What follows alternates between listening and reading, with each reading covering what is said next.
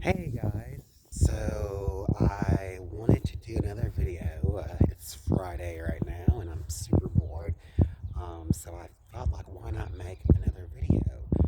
So this next video is going to be talking about my personal experience with racism, prejudice, colorism, and discrimination. Um, Now, being a dark-skinned, you know, black man and being a part of the LGBTQ community and growing up in a small town in Kentucky, you know, I have seen like a lot of racism and prejudice and discrimination, not only for myself, but like to others. And, I really wanted to like I said, just talk about something very passionate, which I think I have been doing that like in my videos so far. So this is another one. So the first one I'm going to talk about is colorism, and the reason why I want to start with colorism is because I feel like not a lot of people actually really understand or know what colorism is. But guys, basically, colorism is like basically like a prejudice or a discrimination against people of darker skin tone tones. Sorry, darker skin tones. And I'm not just talking about like black people. I mean, I'm also talking about like Asian people who have a darker skin tone, or Hispanic people who have a darker skin tone, and even like white people who may have like a darker skin tone. Um, so I was just watching a video, and you are actually more likely to get higher wages even at work the lighter your skin tone is. Isn't that like crazy? And then like you are also even like as simple as going on a dating app, you are more likely to get your profile liked or someone to like message you the lighter your skin is. I feel like as a society, we've gotten so used to like this norm of like what the perfect person looks like. And it is very unfortunate, but it's true. I just hate the fact that that's how it is, but it's true. And you guys, you would think that racism and colorism and all these things that I'm talking about in today's video doesn't exist like in the LGBTQ community or like the black community, but it does. Even growing up, I remember I had an aunt and my uncle. I'm not going to say what exactly they called white people out of respect, but they were never just simply called white people or Caucasian,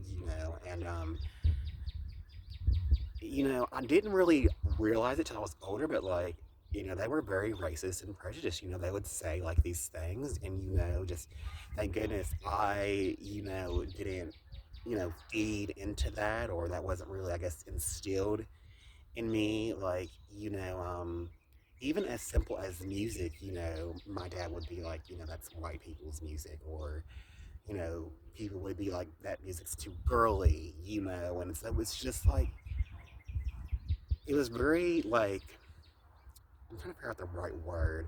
I don't want to say traumatizing, but like now looking back at it, those were like very ignorant things that like they would say, and I try to today. I try to watch what I say because I don't want to come off like as this person that's insinuating something or like saying, well, this is how I am. Like, I don't want to be like that.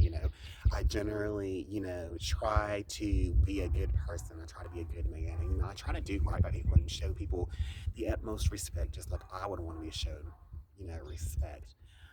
um but yeah, guys, colorism is like a real thing. Like, I was even watching another video. Like, back in the old days, people would actually paint their skin like white, you know, or if you've seen like the movies of like people back like in like the old days, like they would put like all this makeup on, and so their skin would appear lighter.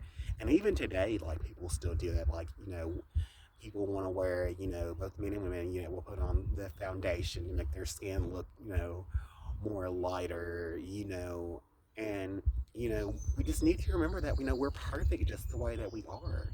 If someone doesn't want to mess with you or deal with you because of your skin tone, then screw them, right? Like, who are they to like say like what's beautiful and what's not? I feel like everybody has like something beautiful about them, and I feel like as a society we need to work on that like a lot more. Um, but going back to you know, the racism and like stuff like that in like the LGBTQ community. I used to get on an app called Grinder.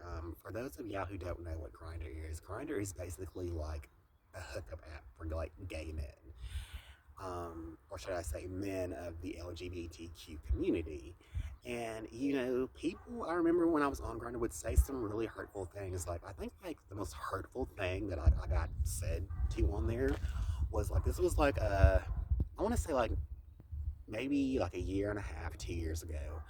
I messaged this guy and I said hi. He was white, and he said N word, F off. And like, I don't mean igga, I mean igger. And I remember like that was just very hurtful. And that was like when I started to like take a look at things and be like, okay, if people are going to talk to me like this on this app, because that wasn't the first time like somebody had said something really rude to me or was like being total like superficial with me, and I don't need to be on there. So me personally, I don't get on Grinder. Me personally, I do not get on Grinder. Like, I think it's a very unhealthy app. Like, you know, going back to like the whole colorism thing and racism, like it's very much alive and well on there. And like I said, that's not just Grinder. Like, that's like a lot of apps that I'm seeing is like people are like, you know, judging you solely based off of, you know, looks instead of like trying to like learn who you are on the inside. I feel like people have gotten so used to like this like hookup culture, not only gay men, but like heterosexual people too. People aren't really trying to like build like, these actual healthy relationships. And then we wonder why, like, we have such high divorce rates, or we have broken homes, or we have people running around with several different, baby daddies or baby mamas, or people who's been married like several times. Like, did you actually sit at one point and hear me out, y'all? Did you actually sit at one point and ask yourself, is this a person I actually need to be laying down with? Like, what happened to that phase of first we meet, then we get to know each other, then we go on a date, and then we talk about like sex and marriage all down the road? But I feel like people have just, skipped that whole phase, and it's like, you know, it's straight into sex. Like today, y'all, like I was talking to someone online because, like I said, I really don't do social media anymore, but like I wanted to, like, try, I guess, to, talk to like someone, because like I had fully given up on love, but like, I'm just, like I said, I was just wanting to like talk to someone, because I really don't have many friends or anything. I'm in a new city and whatever. And this guy asked me what I was into, and like typically, like this is another gay dating app. And typically, when they ask me that on there, it typically means like, what do I like sexually? And then I said, if you're talking about anything like sexual related, that's not on the table right now. And then like I think he said okay, and then like think I remember saying to him, I can tell you like things I like to do, like hobbies and stuff, and like he never responded back. So that's like the superficial stuff that I'm talking about right there. It's just like people act like sex is like the number one thing in a relationship. Like physical attraction is like the number one thing in a relationship. Like, and it's just like, well, why on earth are you even trying if that's all you're wanting is just sex? Like, what's the point of even, getting into a relationship if that's the only thing you're really worried about, right? Um, but anyways, going back to like the topic of the video, racism. I started like I think I mentioned in the Man in the Dark video about an incident in eighth grade where I feel like a bunch of like white guys that like I went to school with, they were going to jump me. And that incident, I don't think it was because I was black. I think it was because like I had just started trying to come out to people. And, it was just so.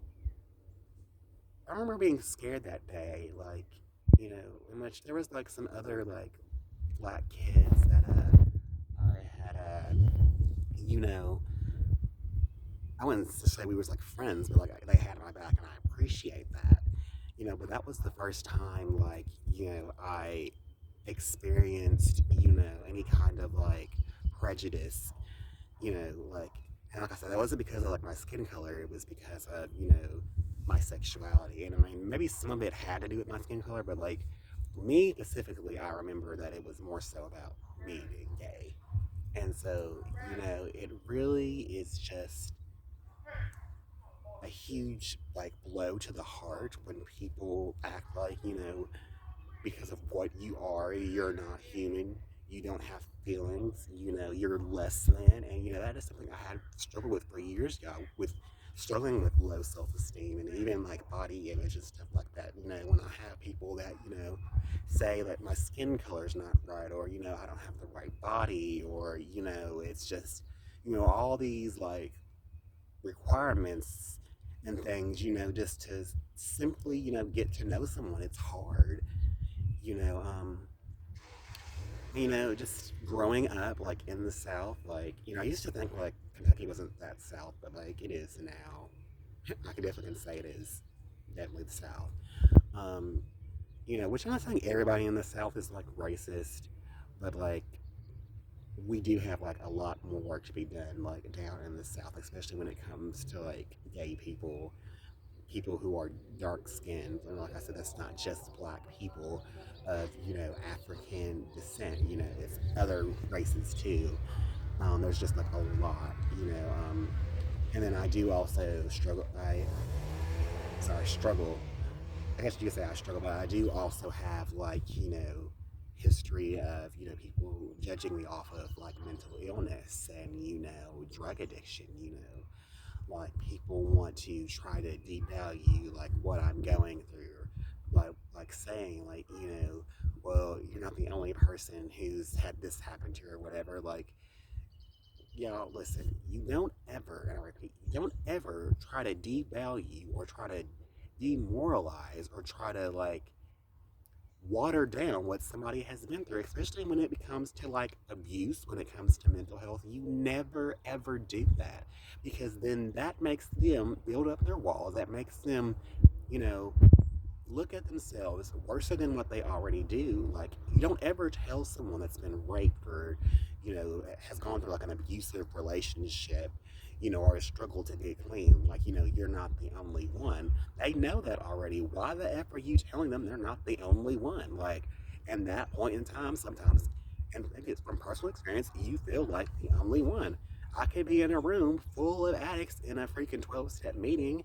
I can be in a room full of, people who's been molested and raped or whatever, or manipulated into sex, But like, when I first come in there, and maybe for like the first few times I come in that group, I'm going to feel alone. I'm going to feel like nobody understands, and that stuff takes time, So with all these super standards, you don't know what someone's going through, okay? You don't know how someone's ultimately feeling. So don't try to devalue or water down what they've gone through because somebody else has gone through it. Like, that's not cool.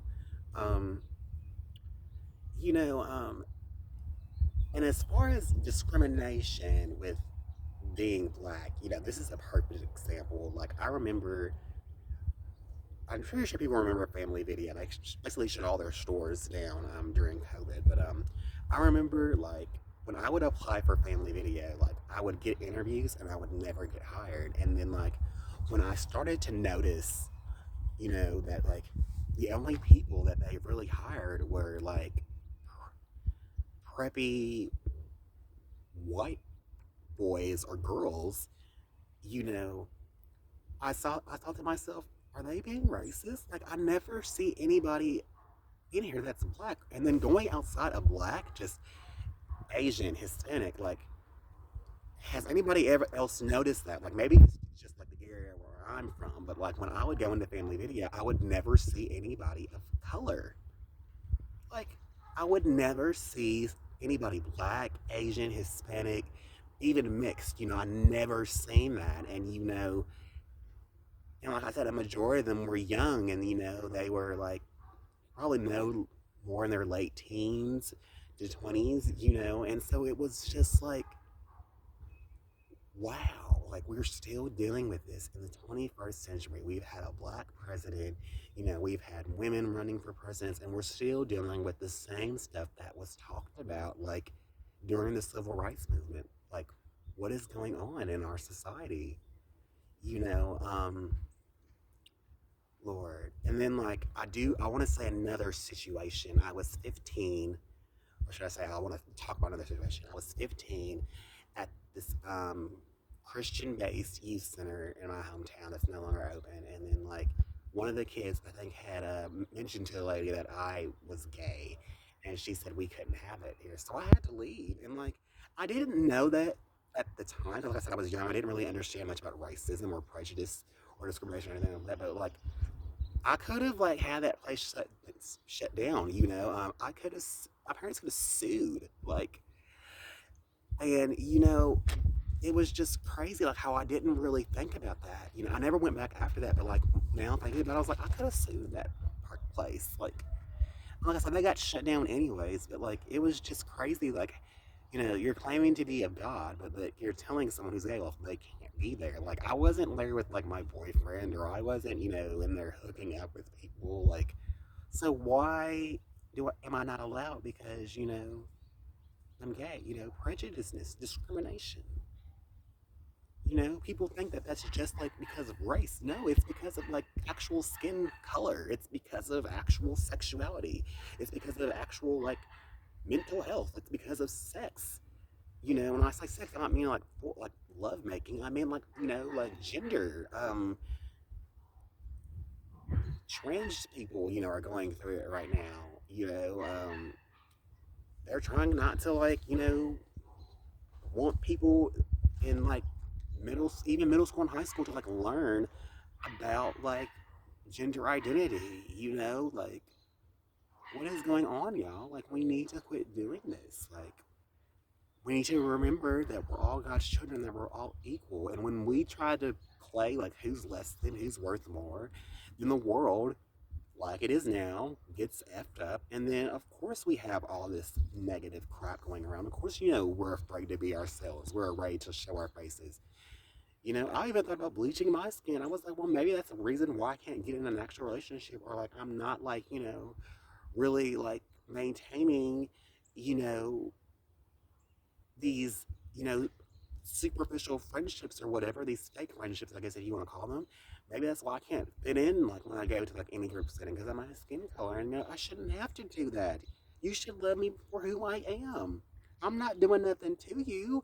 And believe me, like there's people that will tell you they've been through some stuff with me and they still love me regardless, just like I love them. Um, quit with the double standards, y'all. It's like dark skinned people have feelings too. Asians have feelings too. Black people have feelings too. Gay people have feelings too. Trans people have feelings too. Non-binary people have feelings too. Um, but that is all I have to say, guys. Thank y'all so much for tuning in. God bless. Have a great